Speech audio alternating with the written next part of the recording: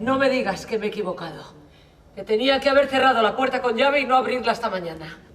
Tendrás que hacerlo tú sola. ¿Te ha pasado algo a alguien que conocemos? ¿Cómo?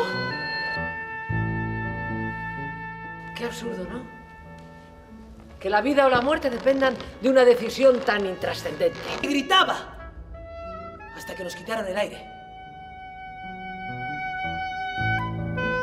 Empezaron a dispararnos, cada día había más muertos. Dejes, ni me preguntes, solo protégeme del miedo y de los fantasmas, solo eso. Creo que logren escapar. París está sitiada. 6 millones de musulmanes en Francia. Bueno, pues está claro que no me asusta la posibilidad de acoger a uno de ellos. Casualidad, ¿no? Dime, ¿qué hacías en la biblioteca? ¿Estabas preparando un ensayo, estudiando algún examen? ¿Por qué no todos somos Palestina? O Siria. O Túnez, o Nigeria, o Egipto.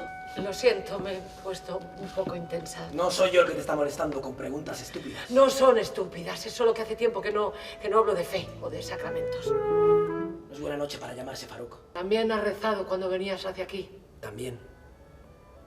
¿Y qué pedías? Que tu casa fuera un lugar de paz. Joder.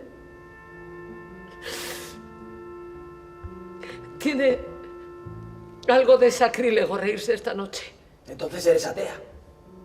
Si todos los muertos nos dolieran igual, nos moriríamos de puro sufrimiento. Tienes que esconderme.